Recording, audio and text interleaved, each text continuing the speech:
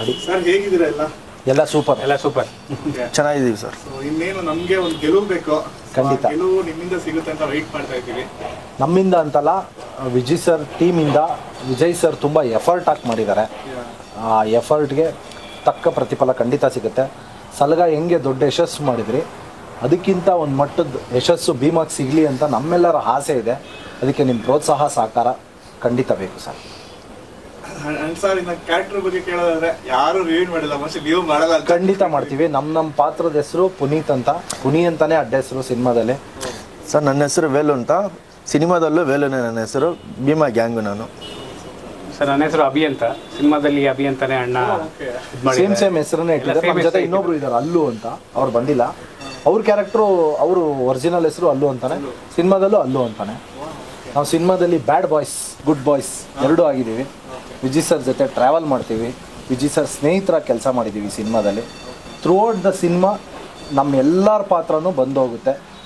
ನಮ್ಮ ಜೊತೆ ತುಂಬ ಸಹ ಕಲಾವಿದರು, ಅಂದರೆ 150 ಜನ ಕಲಾವಿದರನ್ನು ಮಾಡಿಸಿದ್ದಾರೆ ವಿಜಯ್ ಸರ್. ಅವ್ರು ಹೇಳಿಕೊಟ್ಟಂಗೆ ಪ್ರತಿಯೊಬ್ಬರು ನಡ್ಸಿದ್ದೀವಿ. ನೀವೇನು ಕೇಳಿದ್ರು ನಾವು ಅದಕ್ಕೆ ರೆಡಿ ಹೇಳ್ತೀವಿ.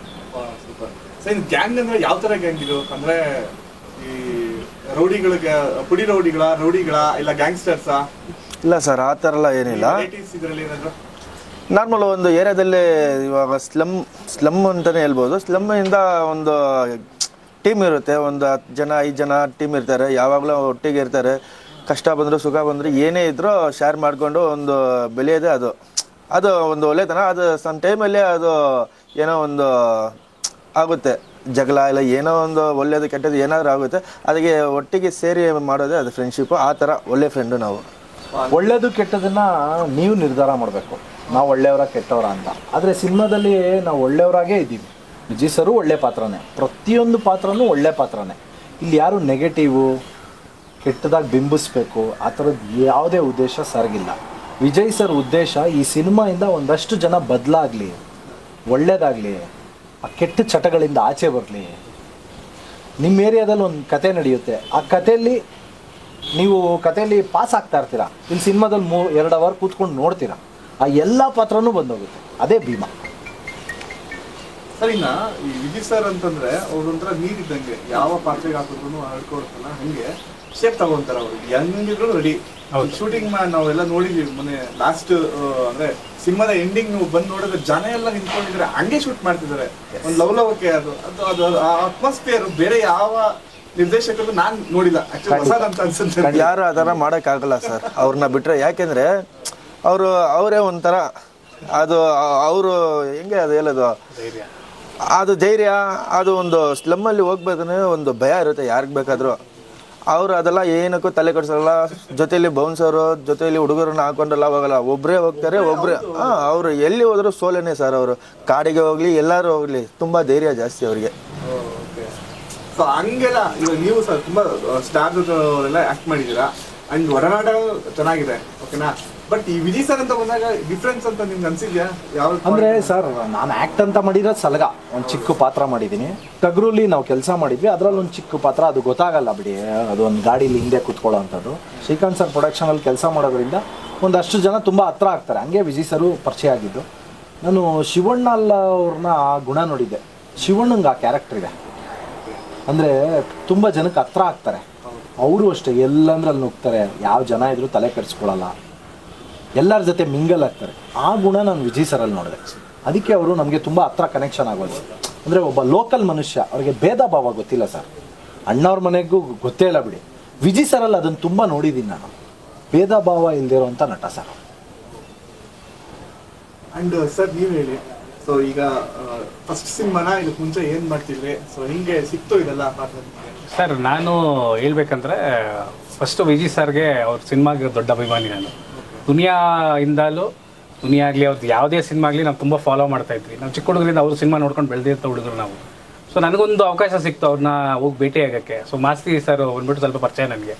ಸೊ ಅವ್ರಿಗೆ ಒಂದು ಸತಿ ಹೇಳಿದ್ದೆ ನಾನು, ಅಣ್ಣ ಒಂದು ಸತಿ ವಿಜಯ್ ಅಣ್ಣ ಅಂತ ಕರ್ಕೊಂಡು ಹೋಗ್ಬೇಕು, ಹೇಳ ಒಂದು ಸತಿ ನೋಡಬೇಕು, ತುಂಬ ಆಸೆ ಇದೆ ತುಂಬ ವರ್ಷದಿಂದ ಅಂತ ಹೇಳಿದೆ.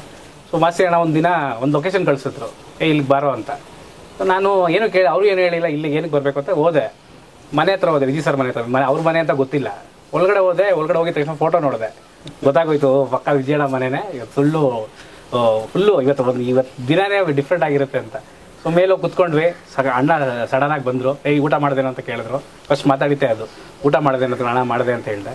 ಆಮೇಲೆ ಕುಂಚ್ಬಿಟ್ಟು ಹಂಗೆ ಸ್ಪಾಂಟೇನಿಯಸ್ ಆಗಿ ಹೇಳಿದ್ರು, ಸರ್ ಇವನು ನೋಡೋಕೆ ಒಂಥರ ಡಿಫ್ರೆಂಟ್ ಆಗಿದೆ ಅನ್ಕೊಳೋ, ಇವ್ನು ಭೀಮಲ್ಲಿ ಇದು ಸಲಗಲ್ಲಿ ನಾವು ಹಾಕೊಳ್ಳೋಣ ಅಂತ ಹೇಳಿದ್ರು. ನನಗೇನು ಅರ್ಥ ಆಗ್ತಾಯಿಲ್ಲ, ಇವ್ರು ಸುಮ್ಮನೆ ಹೇಳ್ತಾ ಇದ್ದಾರಾ, ನನಗೇನು ಅಷ್ಟೊಂದು ಏನು ಅರ್ಥನೇ ಆಗ್ತಾ ಇಲ್ಲ, ಯಾಕಂದ್ರೆ ಅವ್ರು ನೋಡಿದ್ದೇ ದೊಡ್ಡ ವಿಷಯ ನಾನು. ಸೊ ಆಮೇಲೆ ನನಗೆ ಕೇಳಿದ್ರು, ಹಿಂಗೆ ಸಲಗಲ್ಲಿ ಒಂದು ಪಾತ್ರ ಇದೆ ಮಾಡ್ತೀನಣ್ಣ. ನಾನು ಹೇಳಿದೆ, ಇಲ್ಲ ಅಣ್ಣ ನನ್ನ ಕ್ಯಾಮ್ರಾ ಆ್ಯಕ್ಟಿಂಗ್ ಏನಾದ್ರು ಏನು ಗೊತ್ತಿಲ್ಲ ಸರ್, ನಾನು ಒಂದು ಪ್ರೇಕ್ಷನಾಗಿ ಅವ್ರ ಸಿನಿಮಾ ನೋಡಿ ಎಂಜಾಯ್ ಮಾಡಿದ್ದೀನಿ. ಸೊ ಸಡನ್ನಾಗಿ ಬಂದ್ಬಿಟ್ಟು ನೀನು ಆ್ಯಕ್ಟಿಂಗ್ ಮಾಡ್ತೀನಿ ಅಂತ ಕೇಳಿದ ತಕ್ಷಣ ನನಗೇನು ಮಾತೇ ಬರ್ತಾ ಇಲ್ಲ. ಸೊ ಆ ಟೈಮಲ್ಲಿ ಅವ್ರು ಹೇಳಿದ್ರು, ನಾನು ಧೈರ್ಯ ತುಂಬಿದ್ರು, ನಾನು ಹೇಳ್ದಂಗೆ ನೀನು ಮಾಡು, ನಾನು ಮಾಡಿಸ್ತೀನಿ ಬಾ ನಿನ್ನ ಅಂತ. ಸೊ ಅಲ್ಲಿಂದ ನನ್ನ ಜರ್ನಿ ಅವ್ರ ಜೊತೆ ಸ್ಟಾರ್ಟ್ ಆಯಿತು. ಸೊ ಸಲಗಲ್ಲಿ ಒಂದು ಒಳ್ಳೆ ಪಾತ್ರ ಕೊಟ್ಟರು, ಅವ್ರು ಹೇಳ್ಕೊಟ್ಟಾಗ ನಾನು ಮಾಡಿದೆ. ಸೊ ಅವ್ರಿಗೂ ಖುಷಿ ಆಯಿತು ಅನಿಸುತ್ತೆ. ನಾನು ಎಷ್ಟು ಎಫರ್ಟ್ ಆಗಿ ಮಾಡಿದ್ದೀನಿ ಸರ್. ಆಮೇಲೆ ಭೀಮಾಲು ಅಷ್ಟೇ, ಭೀಮಾ ಕತೆ ಸ್ಟಾರ್ಟ್ ಆದಂಗೆ ನನಗೆ ಹೇಳಿದ್ರು, ಹಿಂಗೆ ಒಂದು ಪಾತ್ರ ಇದೆ ನಿನಗೆ, ನೀನು ಪ್ರಿಪೇರ್ ಆಗಿರು ಅಂತ ಹೇಳಿದ್ರು.